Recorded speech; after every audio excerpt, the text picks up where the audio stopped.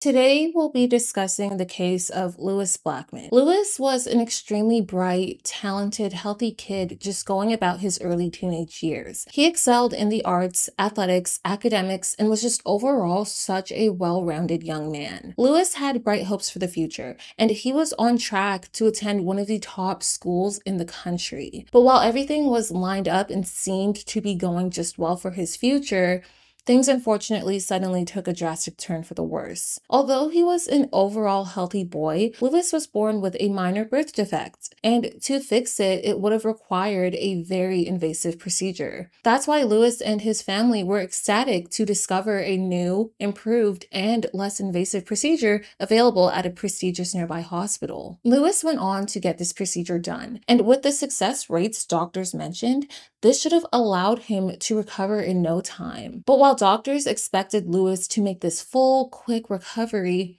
things instead would turn into a nightmare nobody would have expected. Lewis would spend the next few days in the hospital struggling as his condition got worse. And as the days would go by of his worsening condition, doctors and nurses would continue to miss the telltale signs that something was fatally wrong. Something was going on inside Lewis's body that none of the care team detected. And as his family pleaded for the medical staff to help their son, their requests would continuously be left unanswered. In fact, the neglect he received was so bad, it would soon prompt a law to avoid a case like this from happening to somebody else. A lot of the information I got from this case was from an article featured on The State Columbia, South Carolina, written by reporter John Monk. Additionally, a lot of information is from various videos featuring Helen speaking, most notably being from a documentary produced by Transparent Health titled Lewis Blackman's Story in their series, The Faces of Medical Error, From Tears to Transparency. I'd highly recommend checking out both the article and documentary. The links for those would be in the description. But before we get into this case, just to introduce myself, my name is Petal Palmer, and on this channel I post anything medical, mysteries, and crime. If that is something that sounds interesting to you, please consider subscribing if you end up liking this video. Alright, let's get into this case. Lewis Wardlaw Haskell Blackman was born on September 6, 1985 to parents Helen Haskell and Labar Blackman. He was from Columbia, South Carolina. His mother described that as a child, Lewis was always laughing, even as a baby. He was said to have so many talents in so many different things. And his mother described that he was just filled with so much life and just had this great energy surrounding him. Lewis was an older brother to a sister named Eliza, and Lewis's parents were well educated and successful in their careers, allowing the two to have a privileged and happy childhood. Lewis was by all accounts a brilliant, funny, and friendly child who was popular amongst his peers and participated in various sports and activities, including soccer, writing, playing the saxophone, and theater. Nancy Jarima, a teacher of Lewis in 2nd and 5th grade, described him saying, quote, "Lewis was truly the most gifted student I've ever had. Not that I haven't had others. In 2nd grade, he wrote a story of a butterfly and drew this amazing picture of a butterfly with all the parts. The book won first place in the school district visual literacy contest. He was such a good all-around kid too." Another person, his science teacher from middle school, Daryl Weston, described Lewis saying, quote, "On field trips, Lewis would be one of the kids to point out a spider. He would pick up on things other kids might miss or I might miss. He and his writing spider t-shirt helped inspire our school's writing excellence program." Lewis was said to be destined to have an absolutely bright future. Never being in an airplane before, he had dreams of traveling the world. His mother, Helen, described him as having a spark. When Lewis was 7 years old, he auditioned to be in a TV commercial for a brand called Sundrop Soda. This commercial was going to be alongside famous NASCAR racer Dale Earnhardt. And out of hundreds of other children, he was actually selected for the role. Racing tradition. Hey Dale, racing for Sundrop. Tammy, don't you ever learn? Sundrop citrus soft drink. Even 10 months before this case occurred, Lewis performed in a play at the South Carolina Shakespeare Company. And after this play, a local reviewer actually wrote about Lewis, describing him as, quote, "wonderful," and saying, quote, "this young performer should go far." But like mentioned, Lewis didn't just have talent in the arts, but he was extremely gifted academically as well. During the end of October 2000, the weekend before this case occurred, Lewis's parents had taken him and his little sister Eliza on a trip to North Carolina. And it was there where Lewis was able to see the very school his parents had attended, Duke University. With being in his high school years and excelling in math, science, history, and English, Lewis was on track to possibly attend Duke University, which was said to be one of the hardest schools to get into in the country. Even in 7th grade as a middle schooler, Lewis was said to have made the highest score in his county on a very highly competitive standardized test from Duke. In fact, on about Monday, October 23rd, just 10 days before he arrived at the hospital in this case, Lewis actually took the preliminary college board exam at his school, and it was later discovered that he had scored the highest of any 9th grader at the private school. Lewis's 1st grade teacher, Lorraine Lewis, stated, quote, "Lewis knew about all kinds of things. If you introduced something to the class, he wanted to tell all he knew about it. But he wasn't obnoxious. He was hungry to share his knowledge.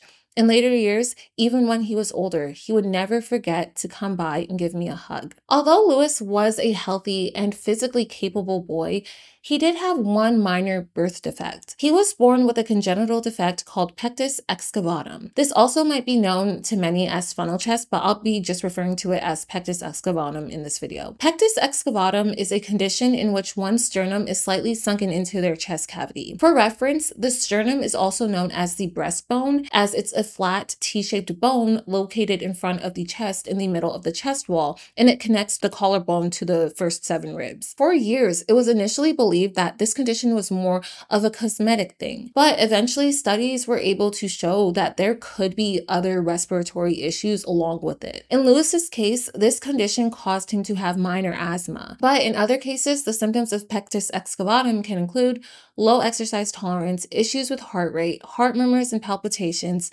chest pain, coughing and wheezing, recurrent respiratory infections, fatigue and dizziness, and self-image issues and poor mental health. This defect is much more common in those born male compared to those born female, and it's also more commonly found in people with various other conditions, which I'll put on the screen. While the defect is operable, for this case, the operation that was commonly done before the year 2000 was rather invasive and included risks that were considered by many to be disproportionate to the fixes made by it. The standard operation for this at the time was said to take as long as 5 hours, and during the procedure, the whole chest would be opened, the ribs and cartilage would be taken out, and then a metal strut would be placed into the chest. Lewis's family debated for a while about getting his chest operated on, but because of how invasive and dangerous the procedure was at the time, they decided against it. Despite everything, Lewis was able to make light of the condition he had. Michael, one of Lewis's best friends from high school, actually described Lewis saying, quote, "Lewis was really funny. He would even make jokes about his chest that he could eat cereal out of it. He was also more mature. In 7th grade, when we were all telling fart jokes, he was making fun of political things." So, up until his early teen years, because of the dangerous procedure, Lewis and his family knew it was best for them to not do anything surgically about his chest. However, things wouldn't last like this for too long, because to their fortune, just a few years later, they would make a discovery that they would expect to change the outcome of their son's condition for the better. Sometime in 1999, Lewis's parents were out one day and they came across an article. And as they saw this article, they were quite intrigued, because they saw that this article was discussing Pectus Excavatum, and they would soon learn that there was now a new and less invasive operation for the condition at a hospital called the Medical University of South Carolina, or MUSC. The article for this procedure was first published in the Charleston Post and Courier, and then it was reprinted in The State. And it described the operation as being a, quote, revolutionary type of surgery at the Medical University of South Carolina. It even quoted a doctor at MUSC named Dr. Andre Hebra, who described how he actually performed the surgery in just an hour through 2 small incisions. And he further went on to explain that his patient would be playing basketball and swimming in, quote, a month or 2. Helen and Labar were just reading all about this information, about how the operation was described as supposedly being safer and quicker, because unlike opening the entire chest and removing the ribs and cartilage, in this operation, instead what would happen is that a metal bar would be inserted through small incisions and used to prop up the breastbone. And this was great news, because this made it much more hopeful for a change to help with the chest condition Lewis had. Lewis's parents were intrigued with what they were ever reading about, and they soon brought up the procedure with Lewis. After they spoke with Lewis and he was on board with it, they then went on to discuss it with their doctor in Colombia. And soon enough, after everyone was in agreement, the family then contacted doctors at MUSC. Everyone was on board with this procedure, and they all thought it was not only a good idea, but that more importantly, it was safe. Not only this, but MUSC just had this great reputation being the state's oldest and largest medical school. And this helped Lewis's parents feel at least a bit more comforted or at ease about getting it done here. Helen even described, quote, "We thought it was like getting braces." There's no real timeline available for when this decision was made, but ultimately in November of 2000, Lewis would go in for his surgery. On Wednesday, November 1st, 2000, the day before the operation on Lewis, he, his parents, and his sister had driven the about 2-hour drive from Columbia down to Charleston as they got ready for the early morning they would have the next day. With him for this trip, Lewis brought 2 books. 1, The Dune, and 2, The Mossad.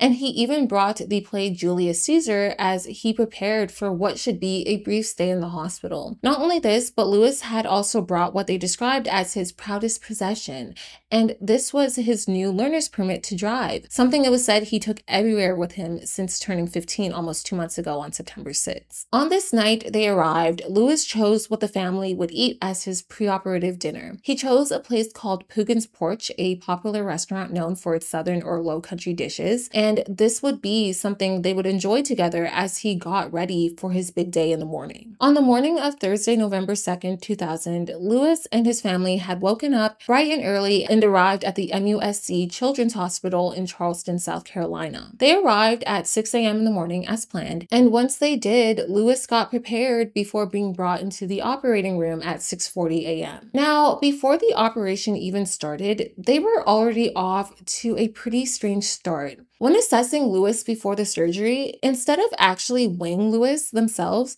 Helen recalled that a nurse simply just asked Lewis for his weight. This stood out to Helen because she knew that weight helps determine critical things like dosage whenever drugs need to be administered. So it's important that they get a proper weight on him. This bothered her, and so she insisted that they weigh him. It doesn't say if they actually did weigh him, but Helen was persistent, so I can only assume she made sure they did. The lead surgeon for this operation was a man named Dr. Edward Tagge. A thoracic epidural was implanted in Lewis's thorax in order to help manage pain after his surgery, and a Foley catheter was implanted. This is a device used to drain urine from one's bladder into a bag, and it's often used when people have surgery as they won't be able to control their bladder while under anesthesia. While they did get on with the surgery, again, during the operation, more strange things began to occur. This surgery was discussed with them as supposed to only last 45 minutes, but the family waited and waited, and it would be over 2 hours later when it was finally completed. When the lead surgeon, Dr. Tagge, finally came out the room, he went up to the family and explained to them the situation. He was like, "Hey, during the operation, it took about 4 tries before I was able to properly position the metal bar in Lewis's chest,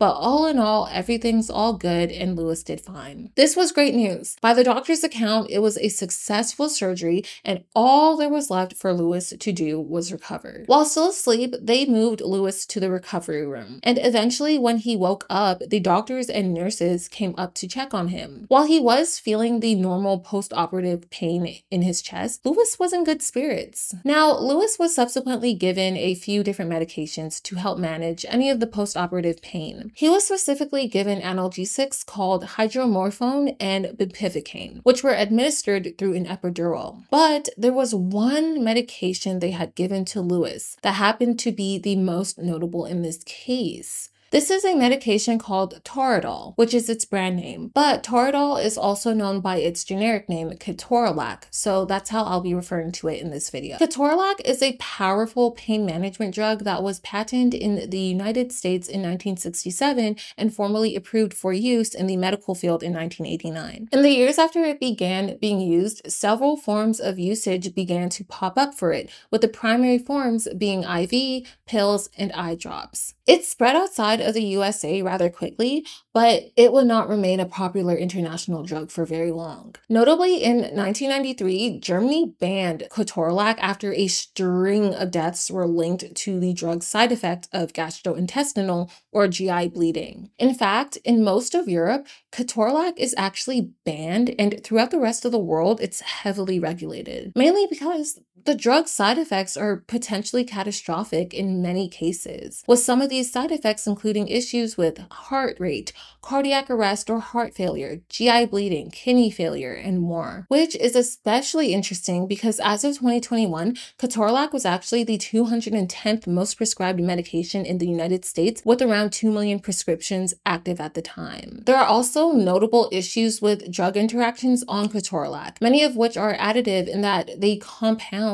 the side effects of the other drugs. So, for example, if a drug makes one prone to GI bleeding, Ketorolac essentially could make the GI bleeding worse. And in Lewis's case, there was one major problem regarding this. The nurses and doctors began noticing and took note in Lewis's record that Lewis wasn't urinating. Helen also stated that she only found out later that even while in the operating room, Lewis was dehydrated and had no urine in his bladder. Because of this, the post-anesthesia staff ended up replacing his Foley catheter to see if this would help. This, however, didn't work, and Lewis was still not producing any urine. This was a big deal, and especially with the type of medication Ketorolac was, this was not a good sign. The reason Lewis's lack of urine was so crucial is because of the simple fact that good urine flow is meant to help dilute the side effects of Ketorolac. And because Lewis was dehydrated and wasn't producing any urine, this should have been quite concerning because the Ketorolac would be able to just exacerbate his dehydration. It's said that the physician's desk reference gives clear warnings about the drug's side effects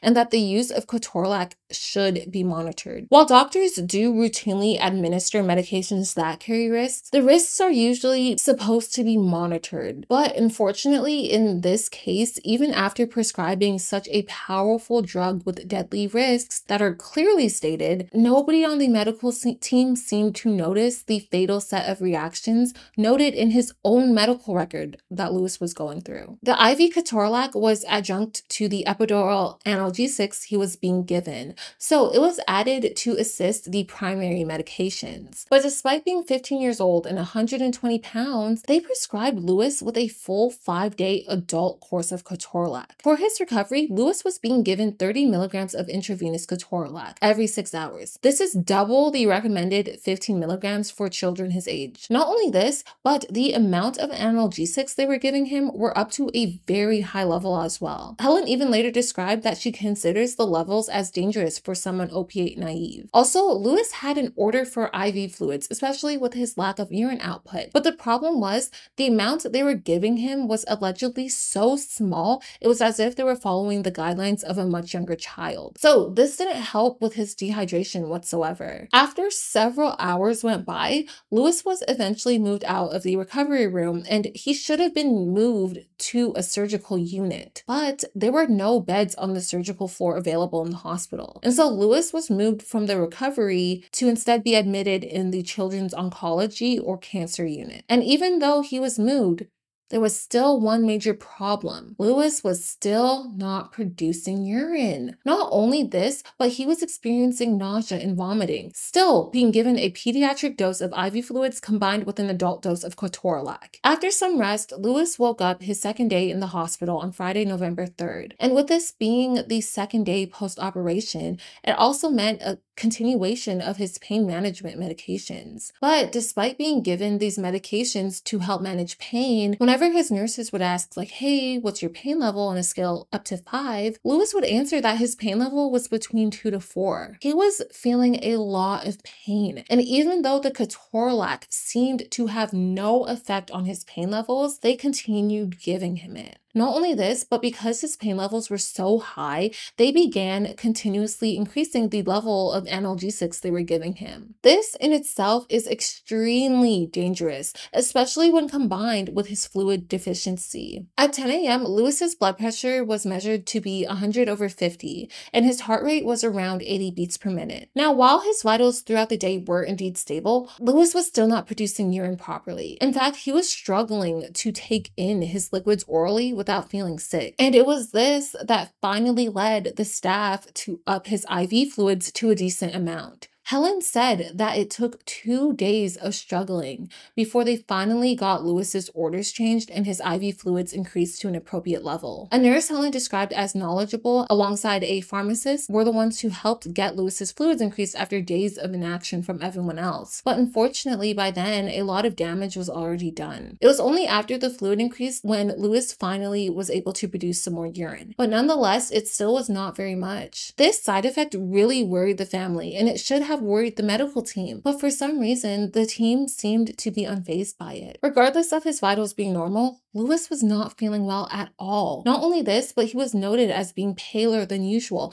and his stomach was constantly bothering him. His mother, Helen, stated that throughout the entire day, Lewis was nauseous, he was sweating, itching, and even vomiting. But regardless of any of these side effects, the staff still seemed to pay no mind. The family kept on asking the staff questions, or even double checking with them that things were going as they should be. But despite the concern, they were constantly met with essentially the staff saying that it's fine. And on top of all of this going on, Lewis had absolutely no appetite, which made it even more difficult to properly eat. And even on top of having the lack of appetite, the staff continued to bring Lewis advancing diet meals with solid food, despite Lewis not being able to eat any of it. And rather than assessing that issue in itself and bringing him meals or snacks that he might have been able to stomach, they continued with the pre-planned meals. His family again took note of this, but unsurprisingly, by this point, when they tried to approach the subject to the nurses, residents, and attendings, they were quickly shot down. Throughout this time, Lewis was being monitored on a pulse oximeter or pulse ox. A pulse oximeter is something that is used to monitor one's saturation of oxygen in the blood, also known as blood oxygen level. This was something that they were supposed to be continuously monitoring, including during the night. Now, a normal blood oxygen level is typically between 95 to 100%. So Lewis's pulse oximeter was set at an alarm threshold for a minimum of 90%. The problem is, even at a threshold of 90%, Lewis kept alarming. So as a solution, instead of changing his care to increase his blood oxygen levels, the staff lowered his threshold to 85%, which is extremely low. But they were concerned that Lewis wouldn't get any sleep with the alarm going off, so they left it at that. And still, early that evening, Lewis's surgeon examined him, and he told the family that Lewis was progressing well. You may know this if you dealt with multiple hospital stays, but what a lot of people might not know and what comes as a shock is that hospitals can be painfully understaffed on weekend and night shifts. Many of the typical attendings and senior residents have the weekends off, albeit typically on call. Most of the staff that are in the hospital during these times are nurses, interns, or junior residents with an attending here or there. And because of this, the weekend or night shift staff can be spread very thin. Although this is no reason for them to be inattentive to those under their care, it's often the outcome. And unfortunately, Lewis was on the receiving end of this terrible fact, a fact his parents would have never expected. The next morning, on Saturday, November 4th, the attending surgeon overseeing Lewis's care over the weekend told Lewis's family that all was going well and that Lewis was making very good progress. At 10 a.m., his vital signs were stable with a blood pressure of 112/56 and a heart rate between 70 to 80 beats per minute. The thing is, this was all the while Lewis, a once healthy 15-year-old boy, laid there, pale, weak, and unable to properly eat or drink. By that point, Lewis was able to take small sips of water. However, he was still extremely nauseous and his chest pain still remained between a 2 to 4 on a pain scale of 5. Regardless of the pain management medications he was still being given at regular intervals. And what made this worse was that throughout their stay, the family had no idea who to communicate with when it came to Lewis's care. And this day truly highlighted that fact. Helen stated that on this Saturday, the hallways that were usually bustling with nurses and residents were now mostly quiet, and she nor her husband or her daughter were able to recognize any of the faces of the people who were coming in and out of Lewis's room to check his vitals and how he was doing. Not only this, but there were also times in which they weren't fully aware of the official title of the physicians that were coming in. In fact, at one point, they were speaking to someone who they believed was a nurse, but they only later discovered that this person was actually a junior resident. Helen stated the following. We had no idea who anyone was. They were all people in scrubs or white uniforms of one sort or another. We didn't know an orderly from an attending. We had no idea who was who. It was only much later, after I got Lewis's chart, that I was able to sort out the junior resident. The entire time I had thought was a nurse. She even later stated that it was basically just the intern looking after their son at some points, which was not particularly helpful because throughout the day, Lewis's condition became more and more concerning. Because Lewis was finally producing urine on Friday, the family had thought that they had finally turned the corner, and they were hopeful that things would now start improving. But unfortunately, they'd soon find out that that wasn't the case. Lewis was not getting any better. In fact, his vital signs were now starting to shift for the worse. The next morning, on Sunday, November 5th at 6 a.m., Lewis's regular dose of Ketorolac was due. At this time, he was still unable to hold down food, and he was still in notable pain. In fact, this pain would soon rapidly escalate within the next few hours. Just 30 minutes went by after being given the Ketorolac that morning when Lewis suddenly began to gasp. Helen was concerned and she was like, "Hey, is everything okay?" To which, according to her, Lewis replied, quote, "It's the worst pain imaginable." Helen immediately went to get a nurse, and she told the nurse, like, "Hey,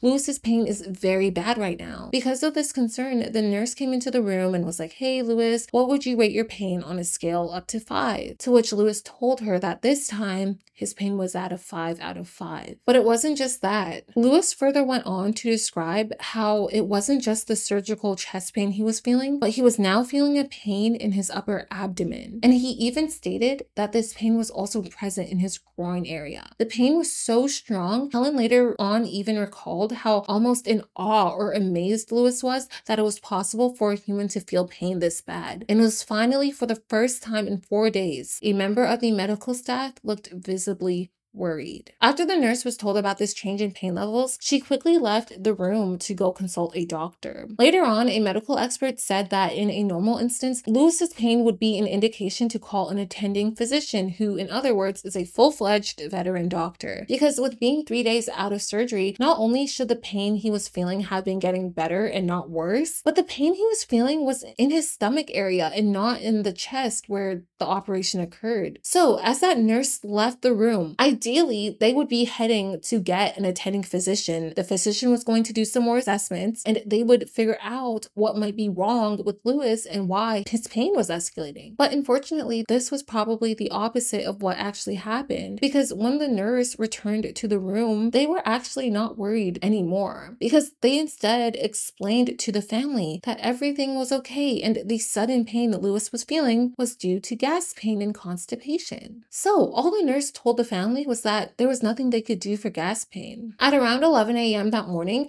Lewis's blood pressure increased to 124/70, and his heart rate increased to 111 beats per minute. They continued attributing Lewis's abdominal pain to constipation, and they attributed the pain in his groin area to a Foley catheter he had in. And because they thought it was contributing to his pain, they ended up removing both the thoracic epidural and the Foley catheter. Not only this, but they added oral oxycodone in addition to his doses of Ketorolac. From around that time, for a little less than an hour, Lewis's abdominal pain calmed down a bit. But once 12 p.m. hit, his pain came back at a 5 out of 5 again. And this time, it was in his lower abdomen. They suggested that all Lewis needed to do was walk it off. In fact, the nurse wrote in their notes, quote, "Gas pains. Patient needs to move around." Despite the intense pain he was feeling progressively getting worse, Lewis was determined to listen to the professionals on how to get better. And so, with the help of his mother and the nurse, Lewis got up to walk laps around the unit. They held Lewis up by the shoulders, and Helen described that they essentially, quote, half dragged him while trying to help him walk. His mother actually recalls him only being able to take around 3 steps at a time before having to stop and lean on her shoulder for a break, which was a fact that did not concern the nurse. Not only this, but another nurse suggested that Lewis sit up and take a bath. And so with the help of the nurse, Helen put Lewis in a tub to sponge him off. Helen actually wrote in her diary, quote, Afterward, he sits in the chair for a few minutes. This is a tremendous expenditure of energy for him. He seems to be getting weaker and weaker. And in a moment that Helen later described as one that haunts her, I'm always haunted by the vision of our nurse spending a slow Sunday afternoon filling out that plan of care for Lewis to get better and go home, while dismissing the worried parents' concerns while her patient was going septic right across the hall. At 4 p.m., Lewis's vitals were taken again, and although the prior checks looked pretty normal, this check would prove differently. Lewis's blood pressure was 152/86, and his heart rate was 115 beats per minute. Now, for reference, they normally cite a healthy blood pressure of being below or around 120/80. While it is perfectly fine for this to be lower or higher, and this is not a standard must-have number by any means, as blood pressure relies on many different factors, the reason 152/86 is concerning is because this reading would place Lewis at a stage 2 hypertension or high blood pressure. Also, regarding his heart rate, while moving, a heart rate of 115 beats per minute should be fine. But as a resting heart rate, anything greater than 100 beats per minute would be considered tachycardia or fast heart rate and could be a sign of some hidden problems. Lewis's pain was still being attributed to constipation, and the care team decided that their plan was to have Lewis walk around a bit and then do an assessment after that. Because they were worried and desperate to have more information and a better idea of what was going to be done to care for Lewis, his family sought answers. The problem was they still didn't know who to contact. They didn't know who was who. They didn't know who could actually adapt Lewis's care plan to the situation, nor did they know who was what rank. They kept asking for an attending physician, whether it be Lewis's surgeon or the doctor who was on call on Saturday. Helen asked to see either them two or their partner, yet they were never given someone to speak to. The family continued to ask the intern and the nurses that would pass them by, yet according to Helen, the nurse kind of rolled her eyes and seemed exasperated with the situation. Helen wasn't trying to give the nurses or the intern a hard time. She even went up to the intern who was standing outside by the computer and explained her concern for Lewis and why she was requesting an attending physician, because Helen just felt that there was something serious going on. And all the while this was happening, Lewis's condition just got worse. It was said that Lewis's belly grew hard and was distended, and his eyes began looking sunken in. Not only this, but his temperature was dropping, his skin was turning pale, he had huge black circles under his eyes, his abdomen was extended, and he began dripping with a constant cold sweat as he laid there in exhaustion and sheer pain. Helen continued to call the nurse multiple times. In fact, referring to the nurse, Helen wrote in her diary, quote, "She seems convinced that Lewis is simply lazy and not walking enough to dissipate his gas pains," which especially was a slap to the face because outside of their room, they were actually able to hear all of the nurses outside on the unit. And Helen later described that as Lewis laid in the bed and gripped her hand in pain, that she could, quote, "hear the nurses chattering and laughing in the break room." Helen continued requesting if Lewis could be seen by an attending physician. She asked the staff members countless times for an attending physician to come to the room, but instead of following through with her request, they continued sending more medical staff members who weren't attendings whatsoever. Also, staff, including the resident, were actually taking offense to this request, with one of the nurses even arguing with her about this. Helen actually wrote in her diary about this, saying, quote, "She also is offended and appears extremely downcast that I have questioned her judgment. I reiterate, Lewis's alarming symptoms once again, the pallor, the dark circles, the cold sweat, the unremitting abdominal pain. She stands at the computer and nods glumly, but never says a word. My impression is that she's too angry to speak. Somewhere along the line, my request for an attending physician has been quietly shelved. I do not know who made this decision." They still were not pulling through with her request. In fact, they ended up sending Helen a resident who quite literally graduated from osteopathic medical school 4 months prior. And so again, Helen requested if she could see a veteran attending physician, which the team did acknowledge, with a nurse even writing in Lewis's record at 6:26 p.m., quote, patient requesting upper level MD. And finally, after multiple requests between 8 and 10 p.m. that Sunday evening, a new physician was sent to Lewis's room. This physician was named Dr. Craig Murray, and this was great. They finally sent the physician that the family had been requesting. Surely now, someone with much more experience can take a look at the situation. But that unfortunately would not be the case. Dr. Murray was not an attending physician. He was instead the chief resident, and he was sent to Lewis's room under the supervision of an attending physician. So unlike they requested, an attending physician was not sent to the room. And the big problem with this was the fact that they didn't clarify to the family whether this was the attending or a resident. And looking back, Helen didn't recall if she'd seen an ID badge or anything on him. And so when Dr. Murray came into the room, Helen believed that finally, after all the requests, he was the attending physician she had been asking for. I mean, surely if you just spent the entire day asking for an attending physician, you would think at 8 p.m. the doctor they'd finally send you is an attending. But no, that was not the case. So with the family not receiving clarification on his rank, Dr. Murray did an assessment on Lewis. And after doing this assessment, he had some idea of what could be going wrong with Lewis. He wrote in Lewis's record, probable ileus, and this means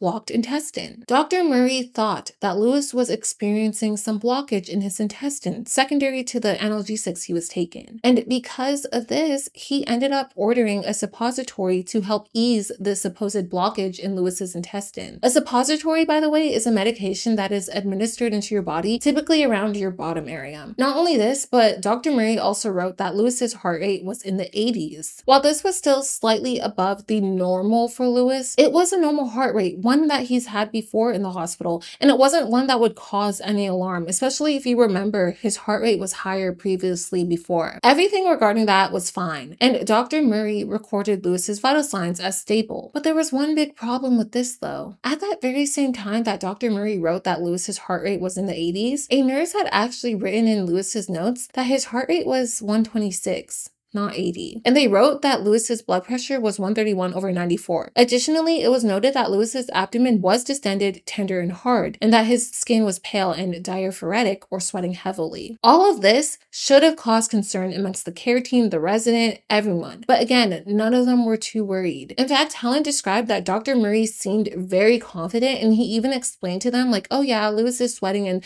lower temperature are just the side effects of the medicine. By this point in his recovery, Lewis was meant to be eating solid food. His pain should have been fading and he should have been able to get up and move around by himself. His family was extremely worried, but they believed they'd done all they could possibly do to help their son. Helen stated the following, quote, So we thought we had gone as high up the food chain as we could go.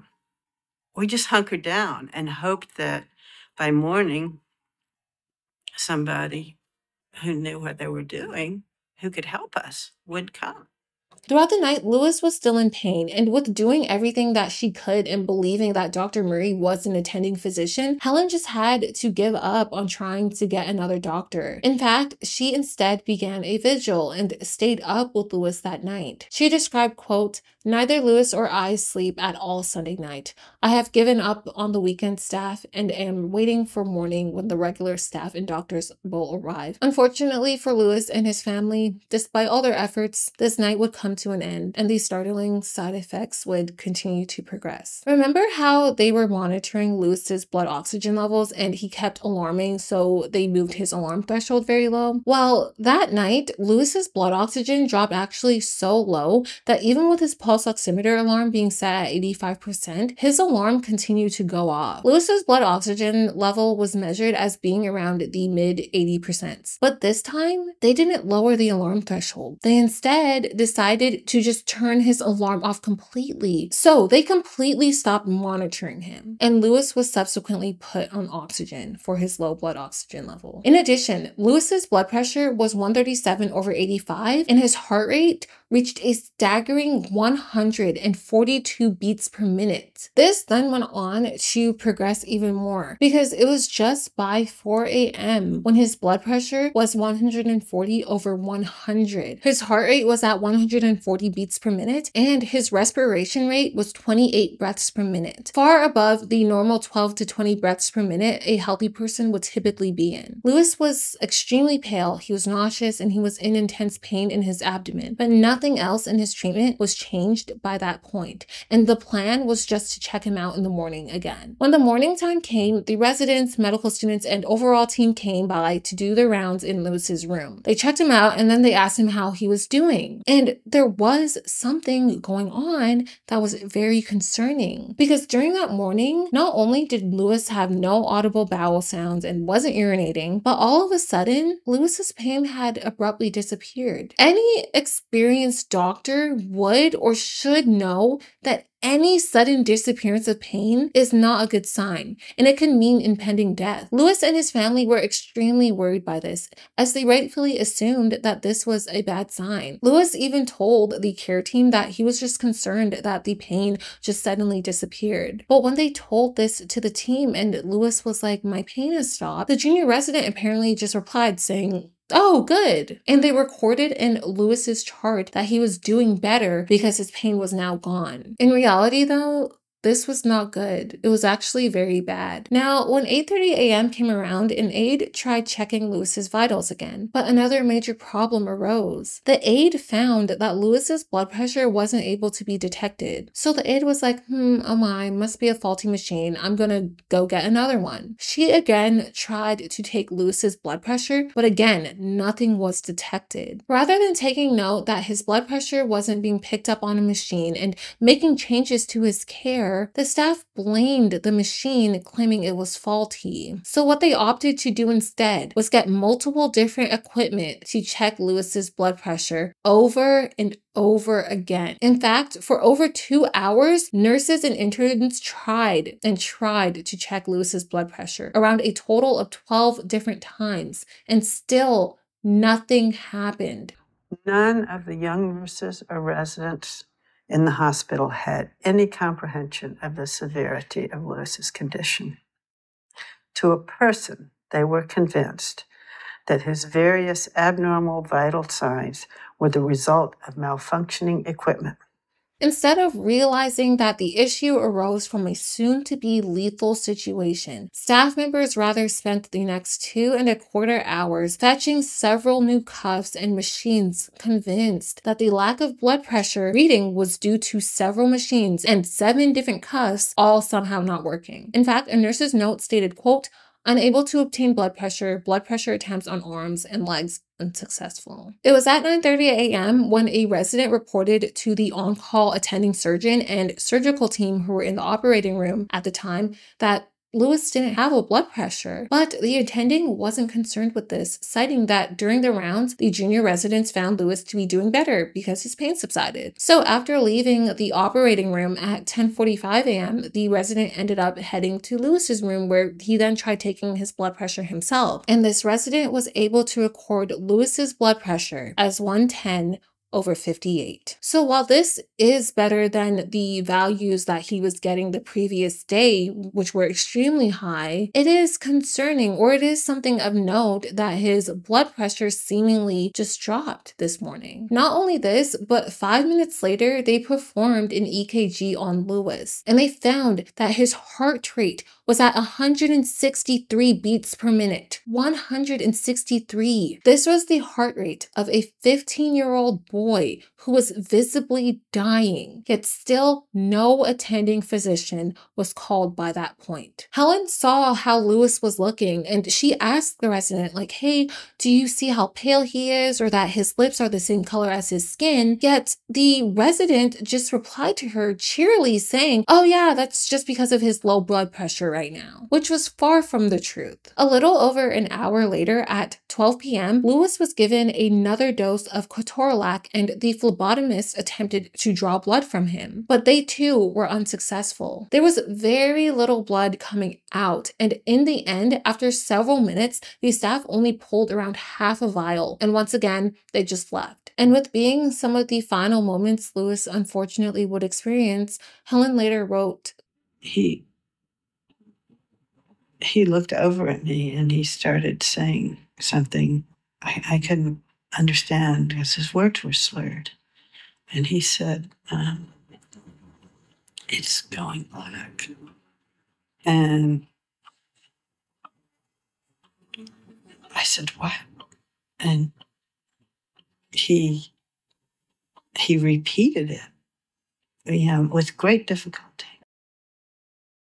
Helen looked right at Lewis and he muttered to her, quote, "It's going black," before his eyes rolled back into his head. Lewis shortly went into cardiac arrest, and Helen quickly rushed out of the room to the nearest staff member for help. She approached the chief resident, Dr. Murray, and told him, hey, Lewis is seizing, because she didn't know what was happening to him. So Dr. Murray headed inside the room, and once he got in, he immediately called out, and very loudly, he was like, Lewis, Lewis, before standing there for 2 minutes and then requesting Lewis's parents and little sister Eliza to leave the room. Lewis went into full cardiac arrest, and it was finally after 30 hours of showing potentially fatal symptoms at 12:20 p.m. when a full alert code was formally called. Medical staff rushed into the room, surgeons did as well, and a tube was inserted into Lewis's chest. Attendings, nurses, residents, many staff members headed inside the room, working on Lewis as his family stood out in the hallway, terrified at what could possibly come. As they stood outside, a man began approaching Helen, and it was when he got to her side when Helen saw that he was a pastor. This was when Helen knew that the news probably wasn't going to be good. Helen later wrote, quote, "We stand in the hall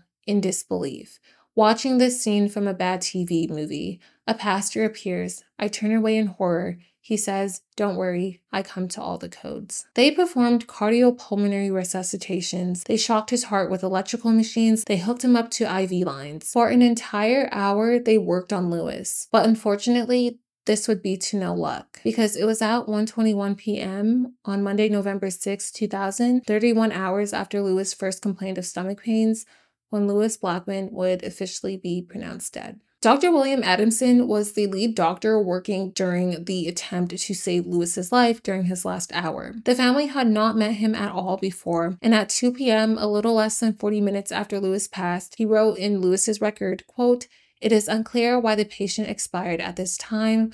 We will pursue an autopsy." Dr. Adamson went to talk to Helen after Lewis passed. So we went into this room, and there were 5 surgeons there, 5 attending physicians in green scrubs.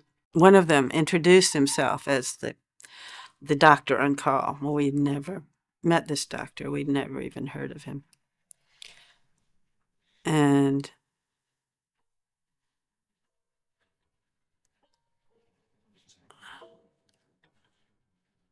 he said, "We lost him." 5 minutes before this happened, they were still telling us he was fine. And now they act as though they've been fighting a valiant battle with a long illness, and they lost the battle. Dr. Adamson explained to the parents how Lewis's passing was just a mystery to them. He started talking about how just the night before, Chief Resident Dr. Murray found nothing wrong with Lewis, and so he was just confused about how all of this could happen. And it was only at that point when Dr. Adamson mentioned that Dr. Murray was a resident when Helen finally realized that the doctor sent to Lewis's room the night before was not the attending physician they requested. When the family went home that day, they were not contacted by the hospital whatsoever. The hospital didn't call them to try investigating, nor did they call them to check in on how they were doing. And Helen just knew that there were multiple deficiencies from the hospital that contributed to Lewis's passing. The morning after his passing, an autopsy was performed to figure out Lewis's cause of death, which Lewis's family had actually arranged themselves. And it was soon determined that Lewis's cause of death was septic shock after suffering from a large ruptured duodenal ulcer that caused massive internal bleeding. In fact, 2,000 cc's, which is 2 liters or 67.6 ounces of bloody fluid was found in his abdomen, and 800 cc's, which is 0.8 liters or 27 ounces of brown blood clot, was also found in his abdomen. So throughout the entire time after his surgery, over the course of 30 hours, Lewis had been internally bleeding from a perforated ulcer that was in his duodenum, or the beginning of his small intestine. 30 hours, all of which were spent inside a hospital that should and could have been taking care of the issue. His autopsy showed that his abdomen was filled with 2.8, nearly 3 liters of blood and digestive fluid. Mind you, a child the size of Lewis would typically have a total of 4 to 5 liters of blood in their entire body. So essentially, most of Lewis's blood supply had been lost and bled right into his abdomen. Up to that point, the family still hadn't heard anything from the hospital. They weren't contacted for an interview, for a conversation, nothing. All the hospital ended up sending Helen and the family was a letter in the mail with literature on how to go through the grieving process. They received this letter a few weeks after Lewis's passing, but they hadn't heard anything about an investigation, nor had they heard anything about the autopsy from the surgeon. So Helen went on to reach out to the hospital herself. She called the hospital to speak with the surgeon, Dr. Tagge, and just about a month went by when Helen went to MUSC to meet with Dr. Tagge and discuss the autopsy and the situation in person. And throughout that meeting, Helen realized that within that month of the hospital not contacting them, they seemed to come up with this theory that was just completely false on what happened in this case. So Helen explained to Dr. Tagge that on that Sunday when they were in the hospital, she spent that entire day just trying to get an attending physician to come to the room, yet still nobody was called. And she told him all about every single effort she made to get Lewis properly seen. Dr. Tagge listened to all of this and he was shocked and disturbed to realize the deficiencies the hospital showed in this case. He ended up apologizing to Helen and he admitted that the residents should have called him into the room. Dr. Tagge said that in his hundreds of operations he's performed at the hospital in his 11 years there at the time, Lewis was the only child who had unexpectedly passed away. He was said to be very remorseful about the situation. At some point, Dr. Tagge even cried during the meeting, and he described that all the nurses and doctors were devastated by this tragic case. He told Helen that none of this was her fault, and he told her that this was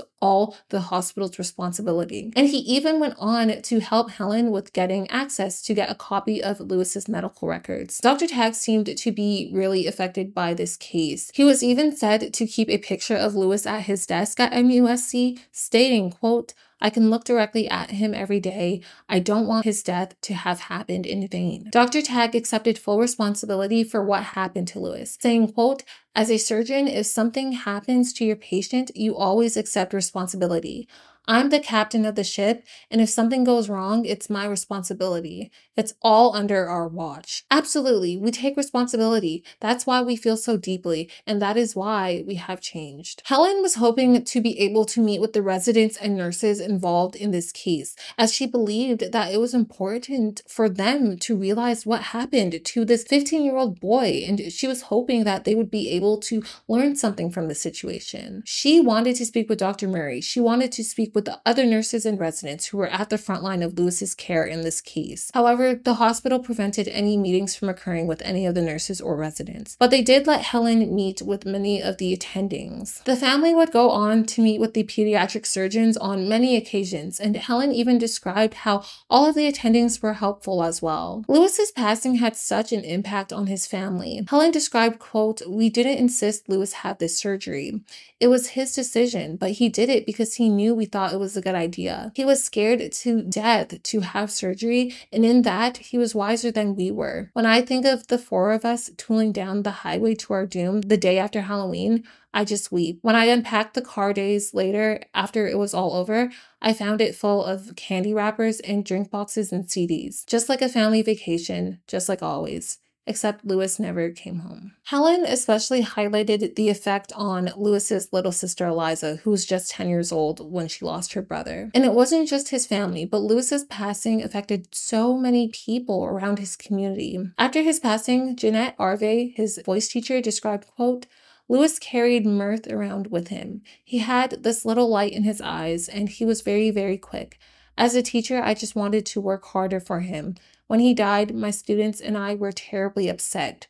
one girl didn't recover for months. And in an even bigger slap to the face, it's stated in an article from 2002 by the state Columbia that allegedly after Lewis passed away, his parents went to collect his belongings from the hospital. But remember how the most proudest possession Lewis held onto since turning 15 years old in September was his learner's permit to drive? Well, according to the article, Lewis's permit apparently was missing. And in 2002, the family was not able to find it. And I'm unsure if they got it now. While Helen knew that suing the hospital wouldn't bring Lewis back, she felt that she just had to do something because what happened to him shouldn't have and it was not okay. That was when she began looking for a lawyer. And soon enough, she found a man named Richard Gergel, who was a lawyer in Columbia who specialized in medical negligence cases. Gergel just knew that Lewis's case was clearly a case of wrongful death, and he made sure to have medical experts study Lewis's records to come up with a proper conclusion. Lewis's record consisted of over 100 pages of doctors, residents, and nurses' notes, which were made on an almost hourly basis, as well as charts and the autopsy. They knew he passed away from septic shock after internally bleeding. But what could have possibly caused that to happen? Well, remember how they had Lewis on an adult dose of that very strong pain medication, Ketorolac? It turns out the reason Lewis was internally bleeding was because that very same Ketorolac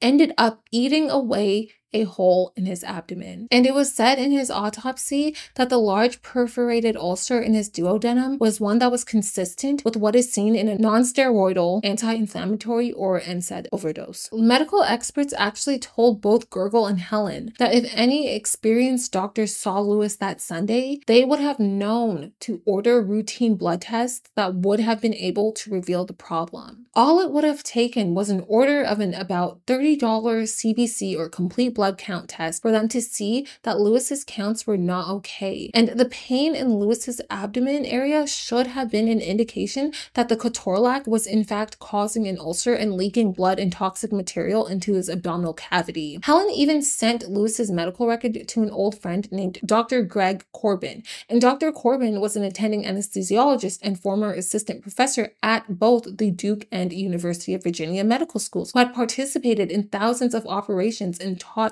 hundreds of medical students. He was appalled by everything he saw regarding this case. He even stated, quote, "Even a Boy Scout could have done better. Lewis probably could have been saved up through Monday morning. It's hard to kill a healthy 15-year-old boy." Now, as for why they might have missed this, Dr. Tagge explained that the reason Dr. Murray initially thought Lewis had an intestinal blockage was because intestinal blockages were common after operations. And he stated that that's one of the reasons that Dr. Murray didn't take more action, as they just believed he just had a blockage. He explained that usually with a bleeding ulcer like the one Lewis had, the blood would typically pass through the GI tract, where it would either be vomited up or passed out the colon, which is a clear indication that something is wrong. But Dr. Tagge explained that Lewis, quote, broke that rule. His blood went up into his peritoneal cavity and just sat there, which I've never seen before. He explained how, with how unusual this case was, it would be understandable that many doctors, maybe even including himself, would have been able to miss it. Nonetheless, he did reiterate that had an attending physician seen Lewis on Sunday, this could likely have been something that would have been detected. Regardless though, at the end of the day, at the very least, all they had to do was honor Helen's request to see the attending physician. All the medical experts told Helen that Lewis should have been alive. Gergel stated, quote, "This is about a boy who bled to death over 30 hours in a hospital with modern technology and vast technical resources.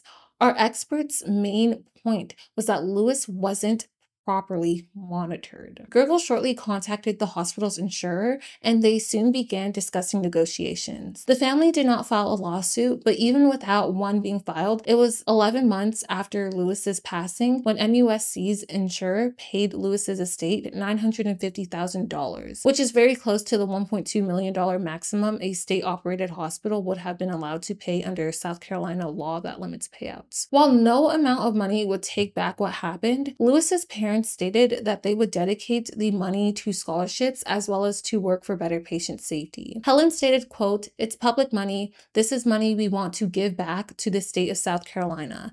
It's Lewis's legacy." And in settlement documents, Helen laid out her claim saying, quote, "Petitioner asserts that MUSC was negligent in failing to properly prescribe and monitor the use of Torodal, monitor assess and treat postoperative complications, provide adequate experienced attending physicians to monitor, assess, and treat Lewis, and conduct a timely and appropriate resuscitation effort. Now, as mentioned, Helen ended up visiting MUSC a few times to speak with doctors and administrators, not only about the dangers of Ketorolac, but also to discuss her thoughts on the expectations or amount of responsibilities being placed on new residents who didn't have as much experience at the hospital. And also, like mentioned, she did request to speak to the nurses and medical residents about how Lewis passed away, but MUSC declined this request and instead just stated that since Lewis's passing, they instituted patient safety reforms. Some of these included making it a must that nurses and residents call an attending physician if a patient or their family requests it, giving patients manuals explaining their rights, implementing a pre-surgical procedure that would be used to cut down on intestinal blockages after operations, and trimming the use of Ketorolac in the children's surgery unit. In more recent years, the Children's Hospital at MUSC has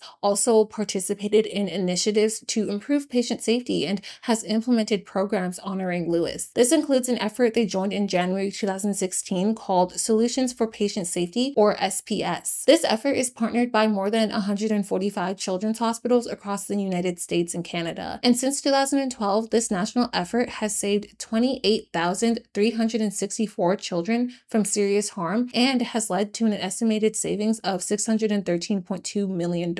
These stats are as of August 2024, and they are said to be on a consistent upward trend in harm prevented each month. Helen commended MUSC after joining SPS, stating, quote, "I am so pleased at all the good work MUSC has done and is planning to do as a part of SPS. I think this is one of the most effective patient safety programs in existence. I look forward to seeing great things come out of MUSC's Children's Hospital as the work with SPS progresses." The hospital has also stated they are honoring Lewis with their MUSC Healthcare Simulation Center, which is said to, quote, "give learners a chance to experience representations of actual healthcare events in a safe environment." After Lewis's passing, Helen worked very diligently to get changes in legislation, and she successfully was able to do this. On March 31st, 2005, a bill was introduced to the South Carolina State House of Representatives titled the Lewis Blackman Hospital Patient Protection Act. This act is aimed to prevent deaths like Lewis's from happening in hospitals throughout the state. More specifically, the act proposed the following changes to hospitals in South Carolina, including having all hospital staff wearing identification badges with visible titles or ranks so there was transparency, making sure written information is provided to patients, especially regarding the doctors or staff working on their case and their roles, that patients have access to rapid response teams and have the right to contact the attending physician, that the nurse's duty to assist, and that there's mechanisms for patients to receive quick assistance for personal medical care concerns. The act also stated that hospitals owned or operated by the Department of Mental Health are exempt from this act, that provisions of the act are enforced by and administered by the Department of Health and Environmental Control, and that the act doesn't create civil cause of action. This act would ensure that patients and their families would have access to the physicians who are most responsible for their case, as well as have a much better understanding of who the staff around them are. It gives them the comfort of knowing what roles the people around them are playing in their care, as well as allows them a much easier way to contact higher ups in the system if needed. After its final amendment on May 26, 2005, the General Assembly passed the act on May 31st, 2005. And on June 8th, 2005, the act became law without the governor's signature, leaving Lewis's legacy to be officially immortalized in law. Not only did she help change legislation, but Helen also went on to speak out to raise awareness of the situation and advocate for patient safety. She soon went on to found an organization called Mothers Against Medical Error, or MAME, and she has also been featured as a key speaker in several talks and events regarding patient safety and communication with families. Helen's talks have been used as learning material for programs regarding patient communication and rights. Notably, Lewis's story was featured on the Quality and Safety Education for Nurses, or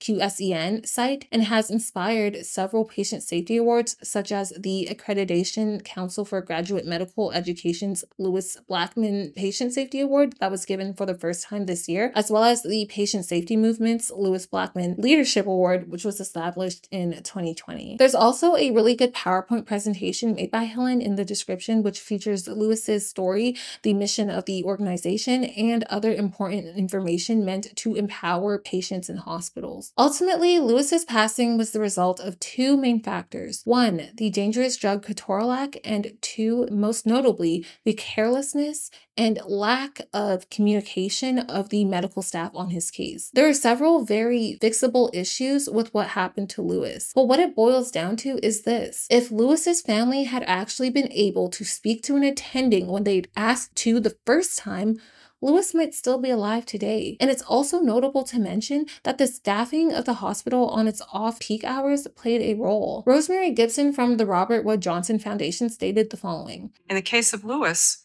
the outcome may have been very, very different if he had been seen during the week. And if that had happened, say, on a Tuesday or Wednesday, the outcome would have been very, very different. It's truly scary that even after pleading with staff, telling them you think something or you know something is wrong, that the family's requests still weren't taken seriously. I remember during one of my stays in the hospital, I had to have a liver biopsy done because my liver numbers were out of whack from chemo and they needed to make sure that everything was all good. The day after the biopsy, I had some internal bleeding, and like Lewis, I was in a lot of pain. It's actually interesting because they told me that only 1% of people get internal bleeding after a liver biopsy, and I just happened to be in that 1%. I just laid there and it was extremely difficult to talk or even breathe without being in excruciating pain. But fortunately, unlike what they did for Lewis, they actually did some scans, did blood work to find that there was bleeding going on. And like what they should have done for Lewis, they gave me countless blood transfusions to make sure my counts stayed at a reasonable level. Lewis was clearly distressed and was showing clear signs of GI bleeding after being given an adult dose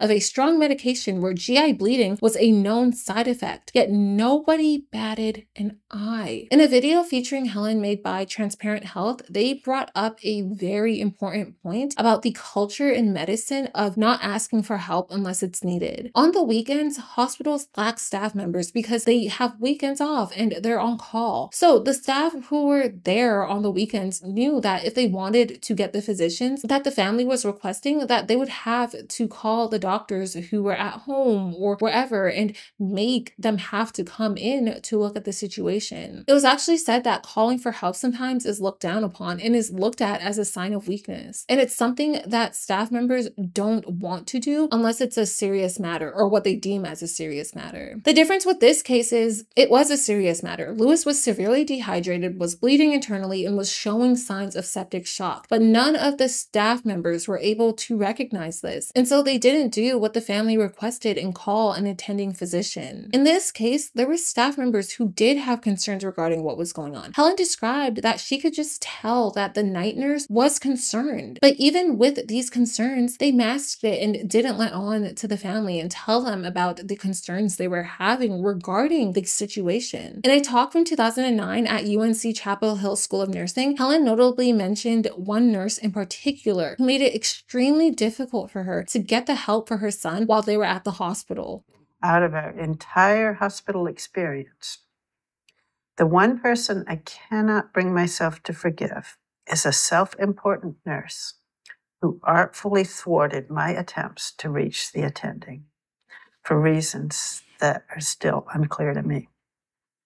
It's not a sign of weakness to call a physician for help. I mean, not only is it the physician's job, but it shows that you actually care about the patient and that at the end of the day, you did as much as you could possibly do to help a patient, which is what should happen in medicine. Over several presentations, Helen has made suggestions on ways to fix this culture that can unfortunately be present in medical settings. Her focus is to change medicine culture to be patient-centered. Helen has mentioned that she believes nurses and patients' interests align very closely on patient care issues, and she believes nurses are best allies for patients. Specifically, in the presentation at the nursing school, she's noted the importance of training nurses on the side effects of medication and how to handle emergencies to avoid cases of failure to rescue, shifting from task-oriented behavior in hospitals to focus on goal-oriented behavior on treating the patient as a whole, and ensuring nurses listen to and that they are confident so that they take action in cases where they don't know what to do. She also mentions fixing something that she calls misplaced professionalism, where providers may act as if they know a patient more than themselves, to instead have providers pay attention to the person and realize what they, the patient, can contribute to their own care. She also suggested empowering patients and having nurses embrace patients being empowered, having disclosure of error and aftermath of error, teaching nursing students to be advocates for patients and stand up for them, and working on informed consent transparency so patients know who is providing their medical care. Helen has also left advice for patients on how to navigate healthcare systems, including reading your medical records, keeping a journal, going in prepared, avoiding infections through hygiene practices, and having a trusted person with them to advocate for them. It's very unfortunate that the one place where Lewis was supposed to be helped is the place that he was not. At the very least, there were good changes that came from the case. In 2005, the FDA mandated a black box warning of the association between Ketorolac and GI bleeding to be placed on the drug's packaging. The hospital, and I'm sure others, have made relevant changes to improve patient safety, and Helen's lectures are compelling and likely have encouraged many in the medical field to be better. A lot of her talks will be linked in the description. Although the Lewis Blackman Act in Lewis's name has likely saved many lives, a boy should not have had to pass away for these changes to have come about. Today, Lewis would be 39 years old. He'd likely have a successful career. He would travel the world as he wanted to, maybe a family and kids, who knows. But instead, after many careless mistakes, Lewis didn't even see the age 16. Lewis even wrote a poem in 6th grade, and one of these lines stated, quote, "I wonder why people have to die," not knowing that just a few years later, this would be an unfortunate reality for him. Mary Jeffcoat, Lewis's longtime drama teacher, described, quote, "Lewis was just one of those boys who would have made a real difference in the world. He had this particular combination of intelligence and enthusiasm and essential goodness. People loved him." Lewis should be remembered as a talented and intelligent boy with a bright future who touched the lives of many. He worked so hard through his final days of life, and his legacy should live on with the countless lives he saved through the lessons learned from this unfortunate case. But yes, that is it for today's case. Please let me know your thoughts in the comments below, and don't forget to subscribe so you don't miss any other videos on medical cases, crime, and mysteries. Bye now.